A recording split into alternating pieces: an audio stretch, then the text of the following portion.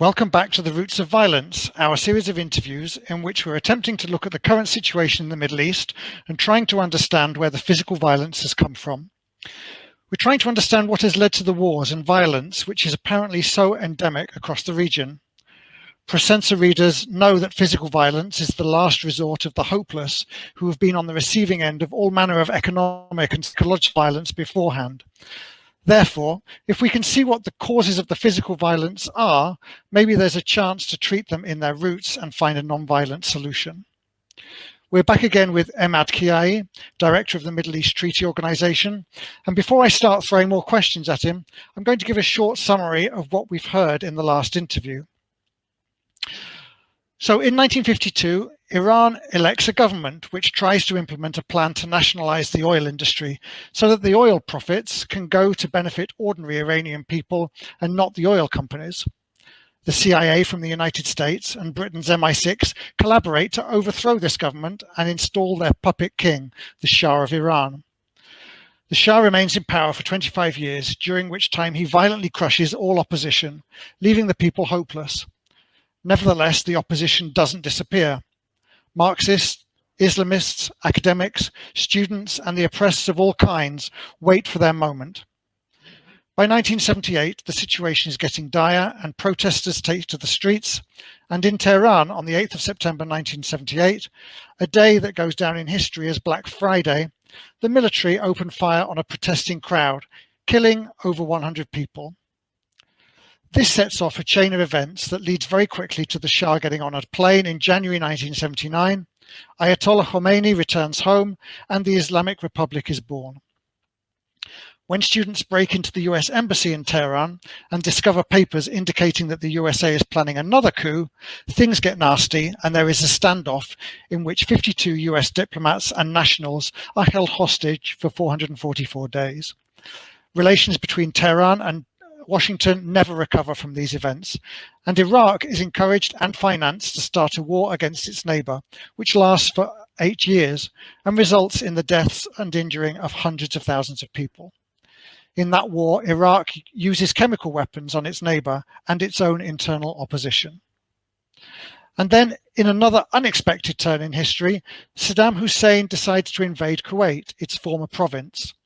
The West's favorite bogeyman passes from Iran to Iraq, and the first Gulf War starts to unfold. Iran tries to take advantage of the situation to breathe and rebuild as a nation. So, Emad, I hope I've given a more or less acceptable summary there. In the late 1990s, we start to hear more and more about a non-state actor called Al-Qaeda. So before we go back to Iran, can you tell us a little bit about the situation in the region that leads up to September the 11th, 2001? Thank you, Tony, for that summary. Spot on. Nothing else for me to add. But here we are moving now to, as you said, the non-state actors, and specifically Al-Qaeda. Al-Qaeda's roots originate actually in the fight against communism and the invasion of the Soviet Union of Afghanistan, which again borders Iran. And in that conflict between Afghanistan opposition against the invasion of the Soviet Union, again, ironically, the group that then became Al-Qaeda was financed, trained, and propped up by the United States as they saw the fight against the communists, Soviet Union, as part of their grander Cold War animosity between the two countries. So actually, if we again go back to the leader of Al-Qaeda, bin Laden, and his involvement, who's a Saudi national, in terms of its opposition against, originally known as the Mujahideen, against the Soviet Union, we see again the finger of the United States government in this conflict, and how the turn of events happen in the late 1990s, and we start to hear about Al-Qaeda is first through the bombings of US embassies in East Africa, and so we first of all came out from that events, and the tide of change where bin Laden becomes opposed to US involvement in the Middle East, and specifically going back to the first Gulf War of 1991 and the subsequent involvement of the US ever more in the region. For the first time, you have US troops on what bin Laden would call the Holy Lands of Islam, Saudi Arabia. And this is the first time that the US expands enormously its foothold, its military foothold across the region in building up its military bases. So the Al-Qaeda phenomena that becomes then the perpetrators of 9/11 have their roots and justification for that use of violence against the United States based on three key reasons. One, the US hegemonic ambitions in the Middle East in supporting dictatorships and despotic regimes that was becoming increasingly pitted against, Islam against the West. This sort of war between the civilizations, in a sense, the clash of civilizations. Number two, it is the fact that the US involvement in the Middle East expands to include thousands upon thousands of military forces who are now stationed on Islamic land, on Muslim countries' land, specifically in Saudi Arabia. And number three, it was also as a result of the carnage and the support that the United States provided in the killing and the advancement or the prolonging of wars that were happening in the region by backing one party or another to shed more blood that at the end was seen as the blood of the Muslims. So the Al-Qaeda rise was on the back of anti-Americanism and this notion that the United States is actually conducting a crusade in the region against the Islamic world. To point out here again that Osama bin Laden, the mastermind of the 9/11 attacks, was a Saudi national. When Al-Qaeda had its safe haven in Afghanistan under the umbrella and protection of the Taliban, which was the Afghan rulers then, who were quite far right in the spectrum of the Islamic beliefs, and ruled with the ironclad over Afghanistan, were only supported and recognized by three countries. I'm saying this because Al-Qaeda did not operate in a vacuum. It operated in a country and under an authority that allowed it to flourish, and that being the Taliban regime of Afghanistan. And that Taliban regime was recognized by the United Arab Emirates, Saudi Arabia, and I'm forgetting one more country, Pakistan. These are the three countries that recognized Taliban. And by extension, these three countries also supported directly and indirectly the Al-Qaeda's rise and its ability to have these operations materialize that ultimately leads to the attacks on US soil. Okay, so tell me a little bit more about Al-Qaeda, because it seems that in one moment this group is fighting against the communists, and then the Americans start to develop a big presence there, and then they start fighting against the Americans, and we have three countries that are supporting them: Saudi Arabia, United Arab Emirates, and Pakistan. What's the role that Saudi Arabia is playing in all of this? Okay, so any non-state actor is able to propagate, proliferate its ideas, its ideologies, principally by five major factors. I'm saying this and I'll come back to Saudi Arabia in a minute. Number one, there needs to be an ideological underpinning. What is the thinking of these group? So what is the ideological underpinning? In many cases, those ideologies are more cemented through their religious affiliation or religious beliefs. And we'll touch on that in a second. Number two, it's a financial requirement. Am I right? It needs funding. It needs money. It needs to be able to pay people, to recruit people. That goes to our third component, which is human resources. It actually needs people to believe in this ideology and to be able to hear the message and then follow the cause, whatever the cause may be. Number 4, it needs to have a leadership or a structure that dictates the direction of this organization or this entity of being a non-state actor or otherwise. Where is it going and who is its leader? And number 5, it needs key backers. It needs nation states or very influential entities to provide it the backing it needs to be able to carry on. And when it comes under strain from opposition or from their enemy, it can withstand this pressure. So let's take these 5 pillars, let's say, for a non-state actor to operate. And let's put the example of Al-Qaeda and say, okay, where is the ideological underpinning for Al-Qaeda? Well, in this case, is Saudi Arabia's ruling government's ideology based on a narrow interpretation of Islam that is the far right fringes of Islam, which is known as the followers of Al-Wahhab. I'm not going to go into the history of Al-Wahhab. It's suffice to say that they are in the literal interpretation of Islam. They take it word by word. And they believe that this is the most pure form of Islam that they are living by. But of course, it's very narrow, it's very extreme, to the point that the followers of Wahhabism or Salafism are a minority within the Islamic world. But amongst them, key wealthy Persian Gulf countries such as Saudi Arabia are its main supporters. So Al-Qaeda's ideological underpinning is based on a narrow perspective in interpretation of Islam known as the followers of Al-Wahhab.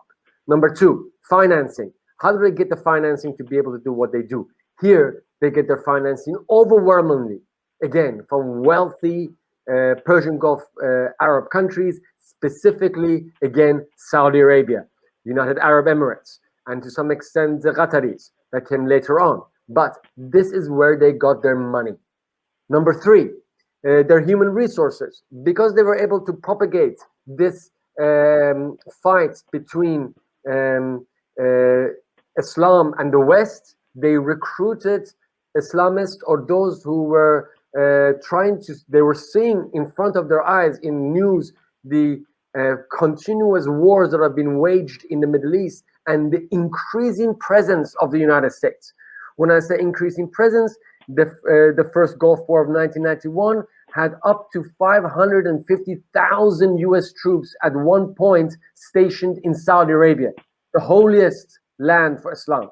So you can easily then, by having these images plastered all over the news, you can recruit those who believe that this is a war against Islam. So Al-Qaeda recruited across the world in its cause against the United States. Can I ask a question? Yeah. Can I ask Yes, a question? go ahead. Because if the support, a lot of support is coming from Saudi Arabia, it is the government of Saudi Arabia that has invited the United States in to set up all their bases. How do those two pieces of information fit together? So this is a little bit more complicated. It's not that the Saudi government brought a direct transfer of money to Al-Qaeda's coffers. No, it had a labyrinth of other mechanisms to be able to support Al-Qaeda and its operations. And when I say Saudi Arabia was one of the only countries to recognize the Taliban regime of Afghanistan, that was its one pathway to support Al-Qaeda's operations, because Saudi Arabia on one place, the government at that time was making sure that Saddam is not victorious in Kuwait, because don't forget, Kuwait borders Saudi Arabia. And so for Saudi Arabian national security, they saw the invasion of Saddam Hussein of Kuwait as a direct threat to their own national security. And here they brought the US to protect its resources. But on the other hand, this ideological war that has been fought out, that is now, we're talking about Al-Qaeda propagating, falls within the domain of the regional conflict between Saudi Arabia and Iran. That is now, we're here talking about a little bit more about the sectarian nature of these regional wars that are happening, where you have one group of Islamic thought, the Shia, versus the Sunni theological sort of division in Islam. And here Al-Qaeda is seen as one arm of the Saudi expansion of its ideology, which is based on Wahhabism and on Salafi theology. So I have another question here then. But I was going to say that it's not mutually exclusive. A government like Saudi Arabia can invite the US to protect it, and at the same time, for its other purposes, for its other endeavors, support Al-Qaeda and other non-state actors, including Taliban, in pushing its own agenda on a regional level. So very often we hear that conflict is caused by religious differences. And frequently, when you actually dig a little bit deeper into that story, you discover that actually it's not about that at all. It's about the control of resources.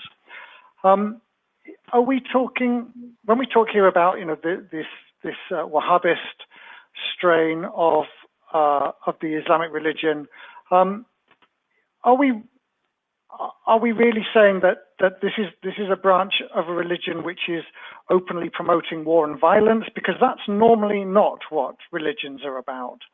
So is religion here just being used as a front, as a pretext for a conflict, or is it just the age-old source of war and violence, which is just control of resources?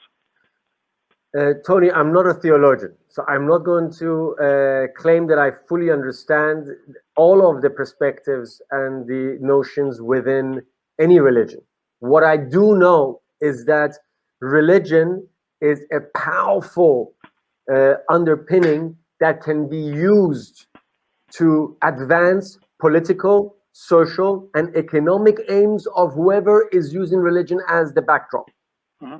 And in this case, it is, let's say, quite plausible that in the calculations of Saudi Arabia and those who want to promote a specific strand of Islam, that they see themselves as, by promoting this, as then putting the fault lines on a different dimension, where it's not economic, social, and regional domination or advantages, but rather, how do we take the Islamic world and turn them against my adversary? In this case, Al-Qaeda used it against the Americans, but also Al-Qaeda used it against the Shia of Iran. So here I wanted to make that a point, that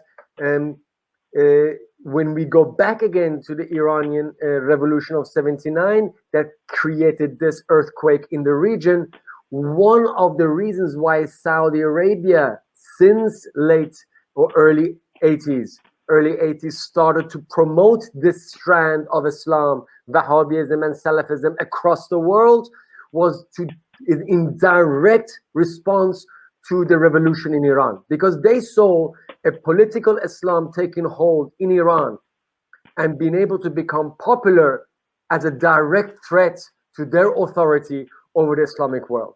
So they see religion as quite important, and they see the role of religion as one that can be sort of the lowest hanging fruit to get to the hearts and minds of the Muslims across the world. And it does work. And it has worked across the ages, may that be in Christianity, Judaism, Buddhism, whatever you want to bring it on. Religion has always had that impact of hitting deep within the consciousness of any human being, may that be for good or may that be for ulterior reasons. In this case, unfortunately, for promoting violence against the other. Sure. So, so you've gone through these 5 points: the ideology, the funding, the human resources, the leadership, and then the structure. backing. Mm-hmm. And here, so with leadership, we know. In this case, Al-Qaeda's leadership was Bin Laden. His sermons, his speeches fired up a lot of people who saw, unfortunately, rightly, that the US is meddling in the affairs of the Islamic world and is at the forefront of all the wars. This is 1991. US has already been involved in the Middle East for a long time, and it seems like every time the US is involved, is playing its own chess game of domination, extraction, exploitation, and by extension, the ignition and the sustenance of wars. So I don't want to justify what Al-Qaeda is doing, but I'm saying to understand why Al-Qaeda was able to recruit, was able to do what it did, is rooted in the fact that there's a lot of violence that was being perpetrated at the hands of the world powers, may that be the Soviets in Afghanistan or the US across the region. And that from an ordinary Muslim sitting, let's say in Indonesia or in Iraq or in the rest of the world, they're like, this Al-Qaeda guy has a point. We got to fight back. This is a jihad. This is a holy war against the imposition of what they would say the unbelievers in the Middle East. The fight against the Soviet Union was primarily underpinned by the fact that the Mujahideen or the origins of Al-Qaeda were fighting a godless empire, the Soviet Union. So religion plays a part. The belief in this type of endeavors is powerful. So I have another question here.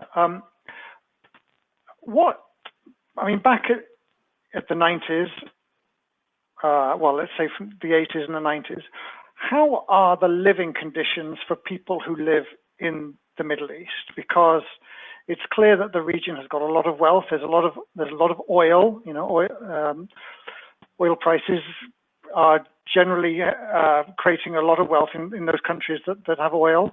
But on the other hand, people who are well off, people who have access to healthcare and education and social security, these are not people who are generally rushing to the army to sign up so that they can participate in wars.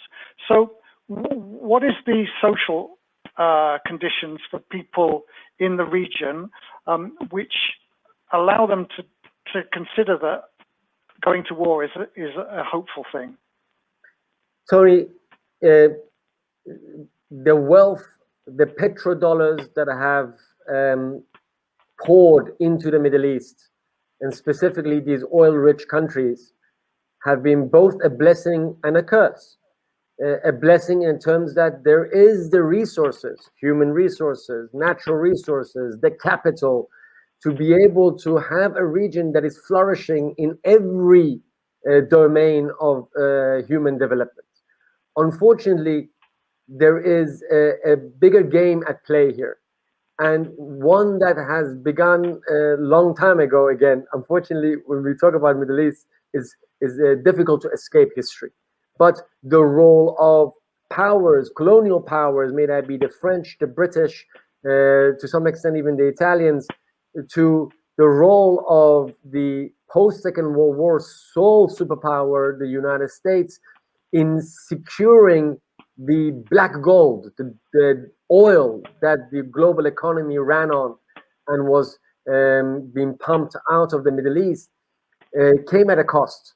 It came at a cost that United States and these world powers had traditionally and historically been able to control the societies where this oil is being pumped out through client states.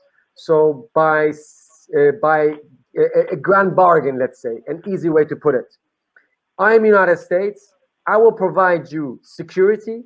I will provide you backing. I will make sure you can continue governing over your people. But just sign over here.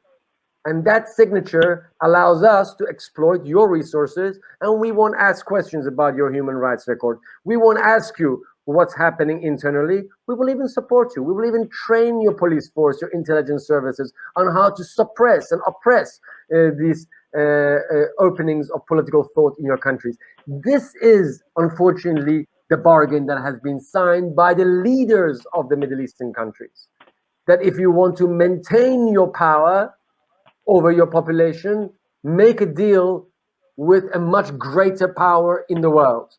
In this case, the alliances that were formed in the Middle East from the end of the Second World War until 1991, until the collapse of the Soviet Union, carved up the Middle East into those who were allied with the communist Soviet Union, with those who were allied with the United States.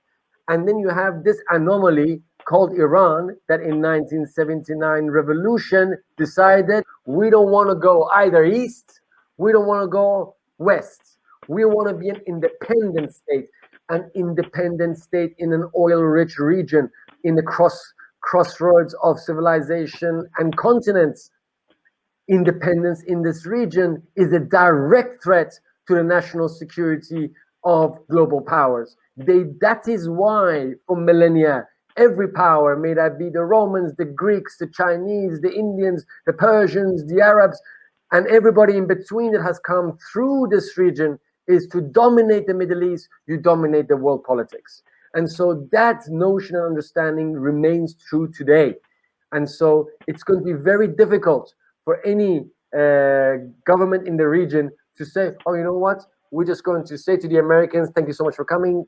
Please pack up your bags and go. And this is what Iran has done. And this is what I want to keep coming back to, that this act of revolution that Iran conducted in 79 had reverberations within the country, within the region, and the geopolitics of the Middle East in terms of regional powers.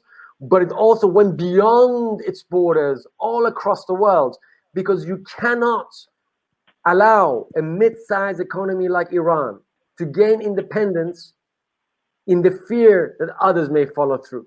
And that is why it became such a fearful concept for the monarchies and for the despots who ruled across the Middle East.